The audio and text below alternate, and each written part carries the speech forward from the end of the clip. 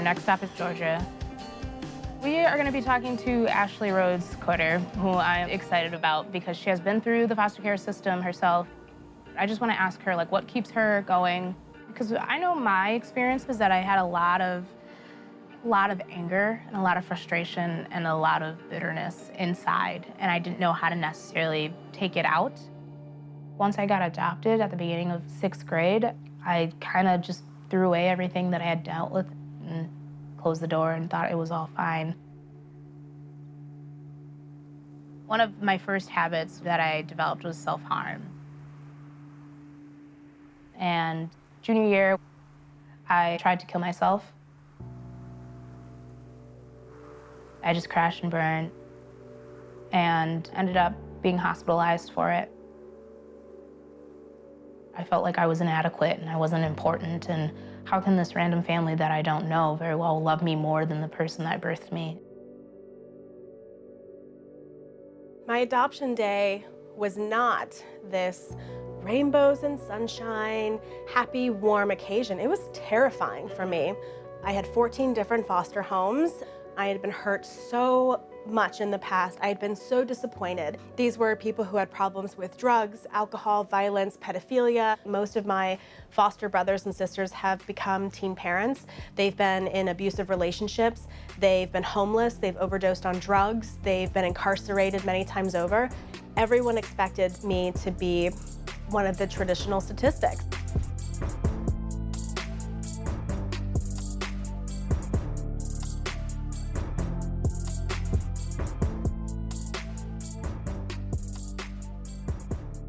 In one particular home I was in, there were 16 kids sharing 2 bedrooms in a trailer and 1 bathroom, and we were beaten, starved, locked outside. Like, it was horrific.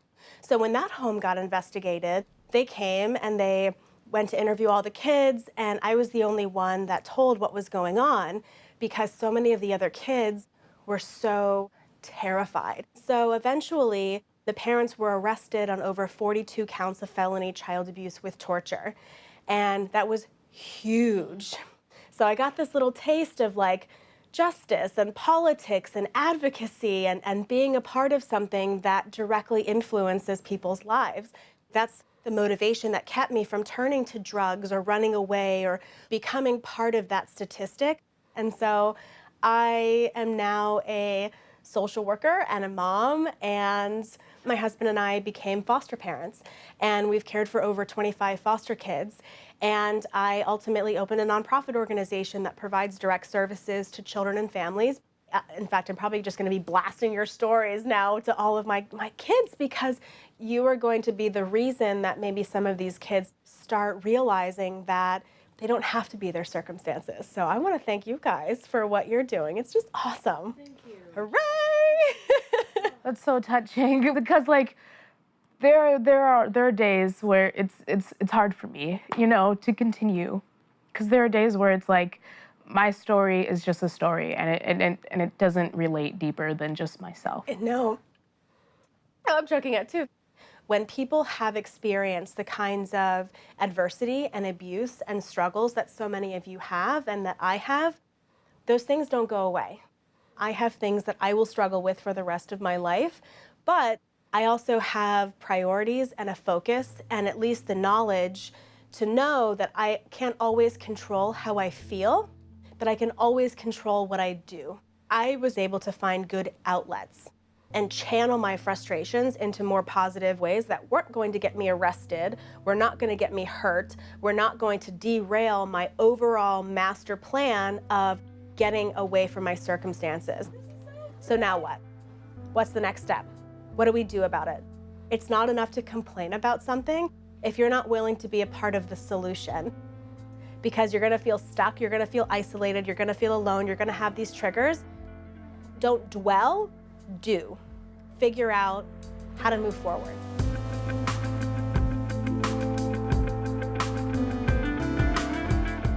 Just by hearing her talk, being able to stand out and say, this is what happened to me, was powerful, because these scars will always be here.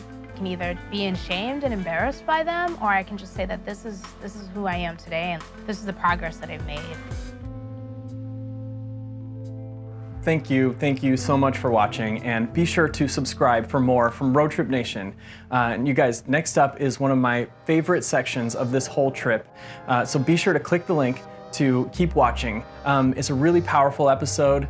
It's a really important episode, I think, and it's just so inspiring. So make sure to check that out. Thank you, and we'll see you guys on the next video.